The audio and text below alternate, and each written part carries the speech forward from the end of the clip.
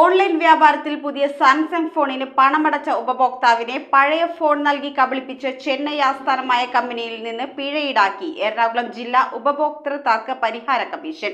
കൊച്ചിയിൽ ജോലി ചെയ്യുന്ന KS മാരിയപ്പനാണ് ലാപ്ടോപ്പ് സോണിൽ നിന്ന് 70,000 രൂപയുടെ നഷ്ടപരിഹാരം ലഭ്യമാക്കുക.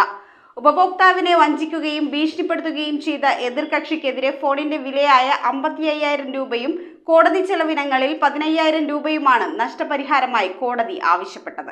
ഉപഭോക്താവിനെ പഴയതും കേടായതുമായ മൊബൈൽ ഫോൺ നൽകി കബളിപ്പിക്കുകയും ഫോൺ തിരികെ കൊടുത്തിട്ട് പണം നൽകാതിരിക്കുകയും ചെയ്ത ഓൺലൈൻ വ്യാപാരി നഷ്ടപരിഹാരം നൽകണമെന്നാണ് എറണാകുളം ജില്ലാ ഉപഭോക്തൃ തർക്ക പരിഹാര കമ്മീഷൻ ഉത്തരവിട്ടത്. ചെന്നൈ ആസ്ഥാനമായ ലാപ്ടോപ്പ് സോൺ എന്ന സ്ഥാപനത്തിനെതിരായ പരാതിയിലാണ് കോടതി 70,000 രൂപ പിഴയിട്ടത്. 2023 ഏപ്രിലിൽ കൊച്ചിയിലെ സ്വകാര്യ കമ്പനിയിൽ ജോലി ചെയ്യുന്ന KS മാരിയപ്പൻ ഓൺലൈനിലൂടെയാണ് 55,000 രൂപയ്ക്ക് സാംസങ് ഗാലക്സി S21 വാങ്ങിയത്. എന്നാൽ ഫോണിൽ ഗുണനിലവാരമില്ലായ്മയും പഴക്കവും കണ്ടെത്തിയിരുന്നു. അധികമായി ഓർഡർ ചെയ്ത ആക്സസറികളും ഫോണിനൊപ്പം ഉണ്ടായിരുന്നില്ല. എതിർകക്ഷി ആദ്യം പണം തിരികെ നൽകാൻ വിസമ്മതിച്ചെങ്കിലും പിന്നീട് കൈപ്പറ്റിയ ഫോൺ തിരികെ അയക്കാനാണ് ഉപഭോക്താവിനോട് ആവശ്യപ്പെട്ടത്.